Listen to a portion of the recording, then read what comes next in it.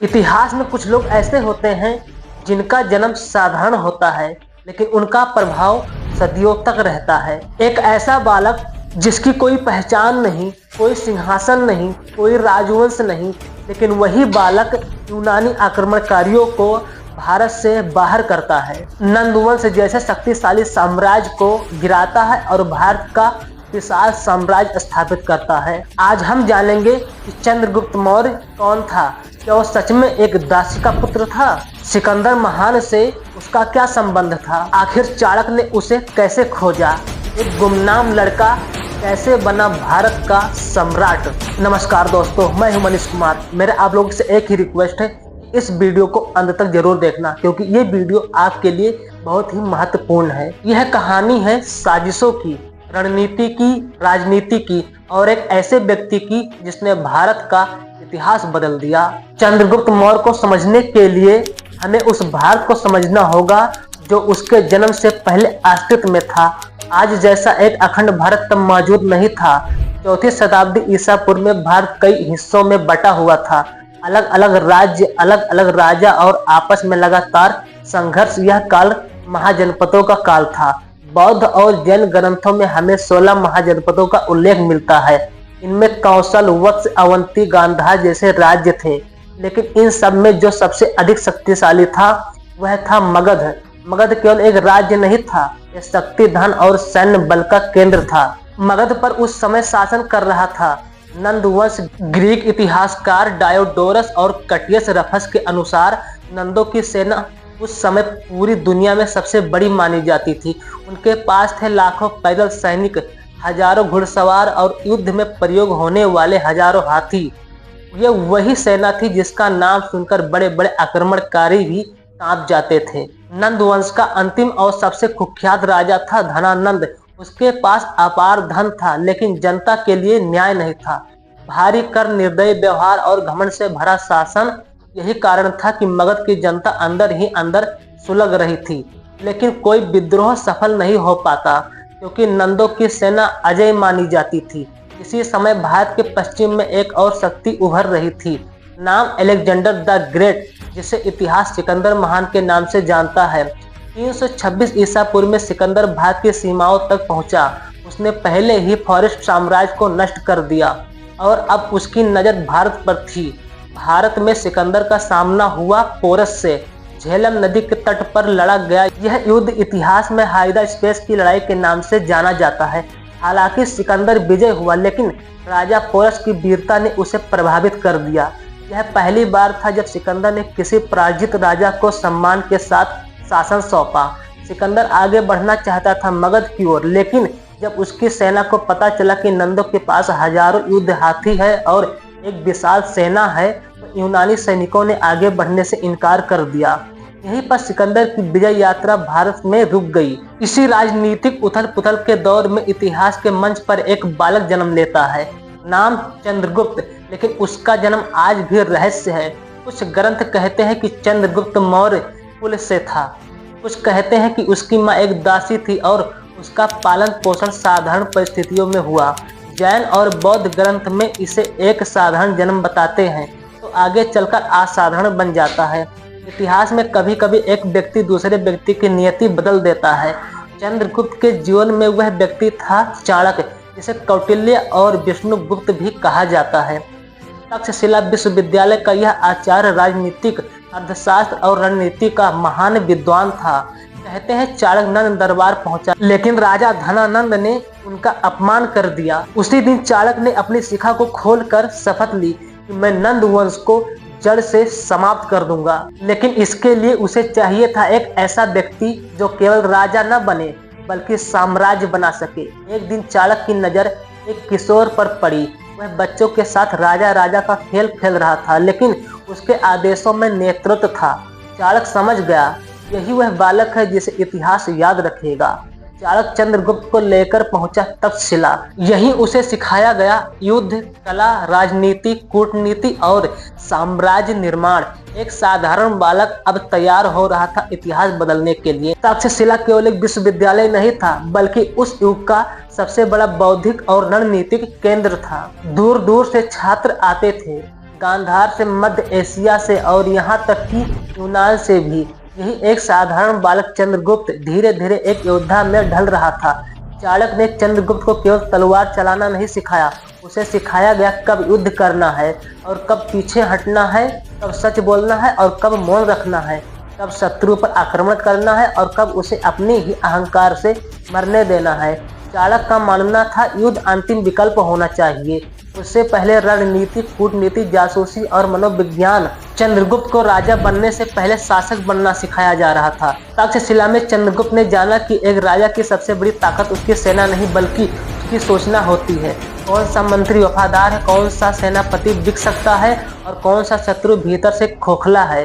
वर्षों की तैयारी के बाद चाणक्य को लगा अब समय आ गया है नंद वंश के खिलाफ पहली चाल चलने का।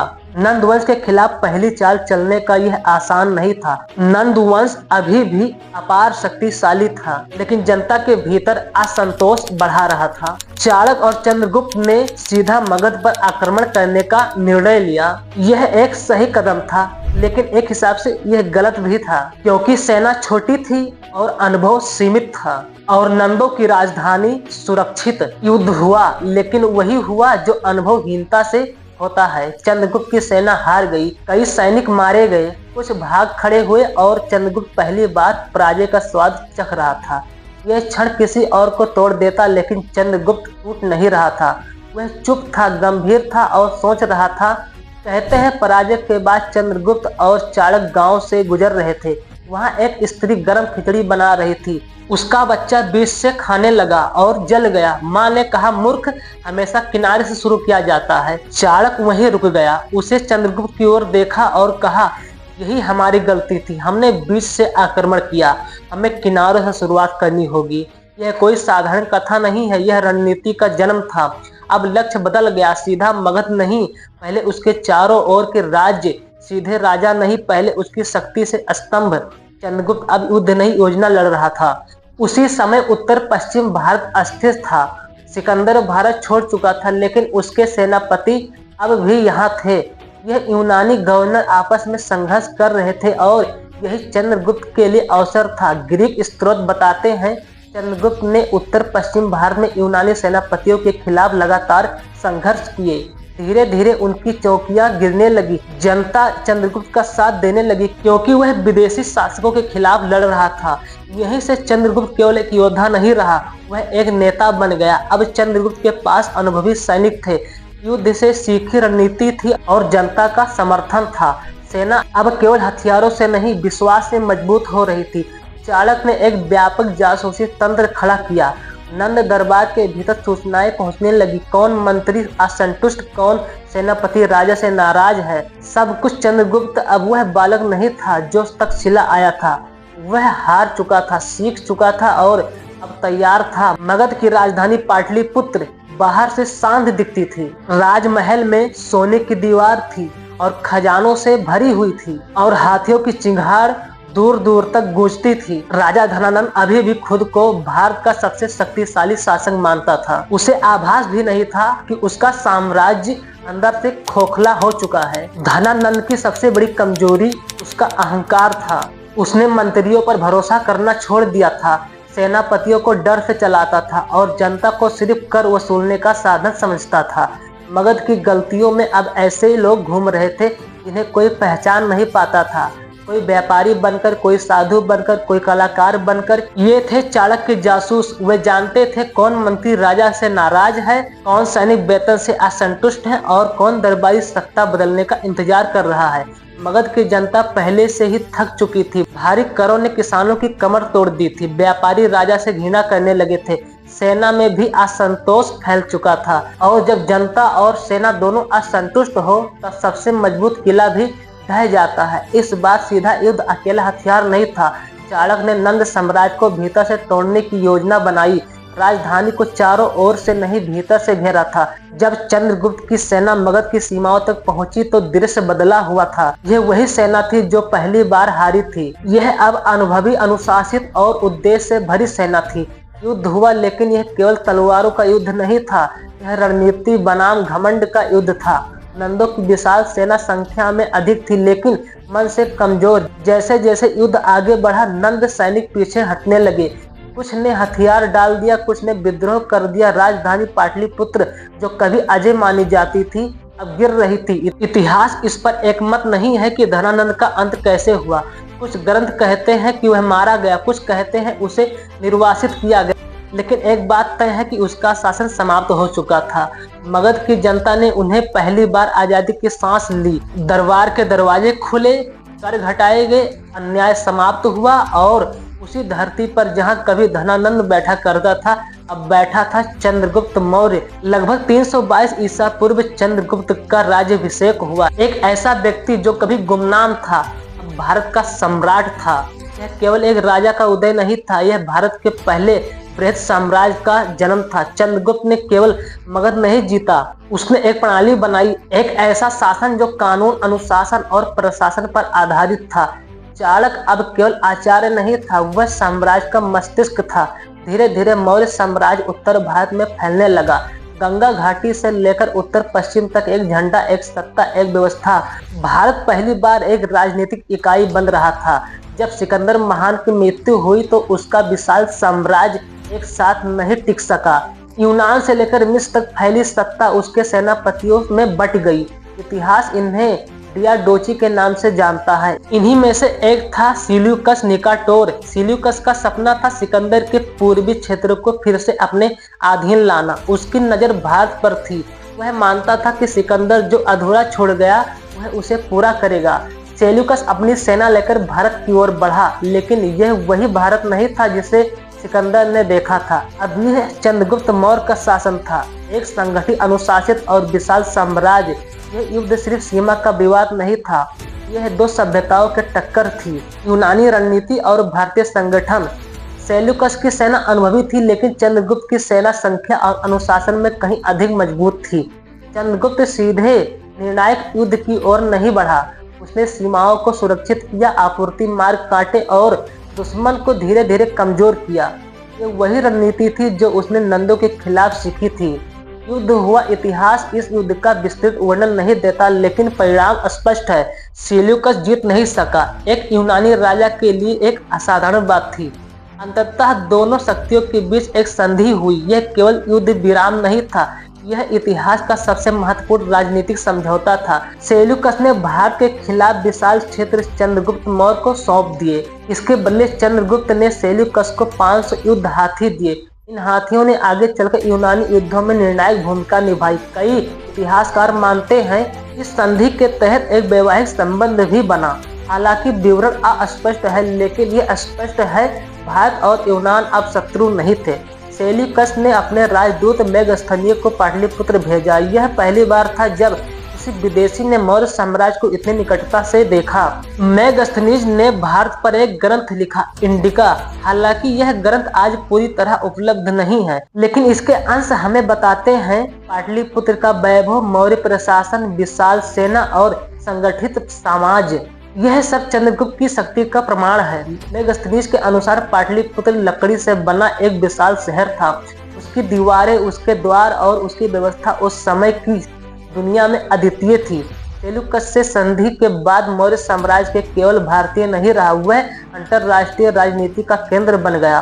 भारत अब दुनिया के नक्शे पर एक शक्ति था। युद्ध जीतना कठिन होता है, लेकिन शांति बनाए रखना उससे कहीं अधिक कठिन होता है। चंद्रगुप्त मौर्य अब केवल एक विजेता नहीं था, उसके सामने एक और बड़ी चुनौती थी। इतनी विशाल साम्राज्य को सही ढंग से चलाना, एक ऐसी व्यवस्था बनाना जो व्यक्ति पर नहीं सिद्धांतों पर आधारित है। यहीं पर चाणक्य का असली योगदान सामने आता है। उसने जो ज्ञान तक्षशिला से सिखाया था, उसे अब व्यवहार में उतारा जा रहा था। चाणक्य का ग्रंथ अर्थशास्त्र सिर्फ एक किताब नहीं था, यह राज्य चलाने का पूरा विज्ञान था। और मौर्य साम्राज्य पूरी तरह केंद्रीकृत शासक पर आधारित था। अंतिम निर्णय सम्राट का होता है, लेकिन हर निर्णय सूचना, सलाह और जांच के बाद लिया जाता है। राजा भावना से नहीं, तर्क से शासन करता था। इतने बड़े साम्राज्य को सीधे नियंत्रित करना संभव नहीं था, इसीलिए मौर्य साम्राज्य को प्रांतों में बांटा गया। हर प्रांत का एक शासक था जो सीधे सम्राट को उत्तरदायी था। यह व्यवस्था राज्य को स्थिर बनाए रखने के लिए थी। पाटलिपुत्र केवल राजधानी नहीं थी, यह प्रशासन का मस्तिष्क था।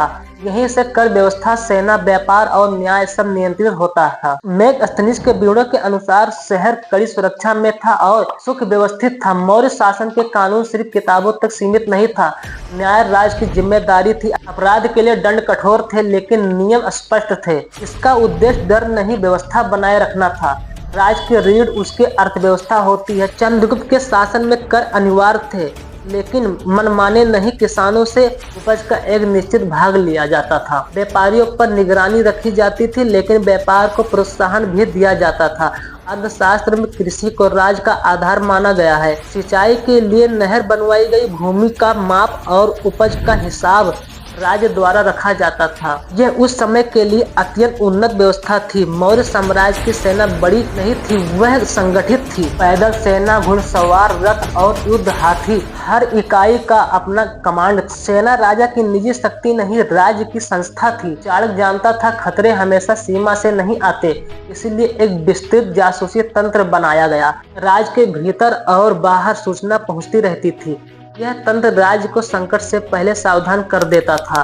मौर्य काल में नगर जीवन फला फूला, शिल्पकारों को राज्य का संरक्षण मिला, सड़कें बनी, व्यापार मार्ग सुरक्षित किए गए। भारत अब केवल आत्मनिर्भर नहीं था, वह व्यापारिक शक्ति बन रहा था।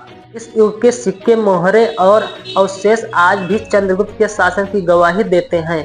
पंचमार्ग कांस्य मौर्य अर्थव्यवस्था के सबसे ठोस प्रमाण है। पहली बार भारत में एक ऐसी सत्ता थी जो केवल युद्ध से नहीं, व्यवस्था से चल रही थी। चंद्रगुप्त मौर्य ने राज्य को व्यक्ति से ऊपर रखा। चंद्रगुप्त मौर्य अब अपने जीवन के उस मोड़ पर खड़ा था जहां हर सपना पूरा हो चुका था। एक विशाल साम्राज्य, अनुशासित प्रशासन, अजय सेना और अंतरराष्ट्रीय सम्मान। भारत पहली बार एक स्थिर शक्ति बन चुका था। लेकिन इसी स्थिरता के बीच चंद्रगुप्त के मन में एक बेचैनी जन्म ले रही थी। इतिहास अक्सर विजेताओं की तलवार देखता है लेकिन उनके मन में बैठे प्रश्न दुर्लभ होते हैं। चंद्रगुप्त पूछ रहा था, क्या यही जीवन है? क्या सत्ता ही अंतिम सत्य है? यही प्रश्न उसे सत्ता से संन्यास की ओर ले जा रहा था। इसी समय चंद्रगुप्त का संपर्क हुआ जैन आचार्य भद्रबाहु से। जैन ग्रंथों के अनुसार भद्रबाहु अपने समय के महान तपस्वी थे। उनकी शिक्षाएं अहिंसा, त्याग और आत्मसंयम पर आधारित थी। जैन परंपराओं के अनुसार मगध में बहुत भयानक अकाल पड़ा। भद्रबाहु अपने शिष्यों के साथ दक्षिण की ओर प्रस्थान कर गए और चंद्रगुप्त एक सम्राट होते हुए भी सब कुछ छोड़कर उनके साथ चल पड़ा। चंद्रगुप्त ने अपना सिंहासन अपने पुत्र बिंदुसार को सौंप दिया। ये कोई राजनीतिक मजबूरी नहीं थी बल्कि एक चेतन निर्णय था, एक ऐसा निर्णय जो इतिहास में दुर्लभ है। चंद्रगुप्त दक्षिण भारत पहुंचा। कर्नाटक की भूमि पर स्थित श्रवणबेलगोला आज भी उस यात्रा की गवाही देता है। वह एक सम्राट नहीं था, वह एक साधक। जैन परंपरा के अनुसार चंद्रगुप्त ने सलेखना का व्रत लिया। यह आत्महत्या नहीं थी, यह पूर्ण चेतना के साथ शरीर को त्यागने की आध्यात्मिक प्रक्रिया थी। धीरे धीरे पूर्ण संयम के साथ अहिंसा में लीन होकर एक सम्राट इतिहास से अमर हो गया। श्रवणबेलगोला में आज भी शिलालेख मिलते हैं जो चंद्रगुप्त मौर्य और भद्रबाहु का उल्लेख करते हैं। यह प्रमाण बताते हैं कि यह केवल कथा नहीं, इतिहास है। चंद्रगुप्त के बाद सिंहासन संभाला बिंदुसार ने।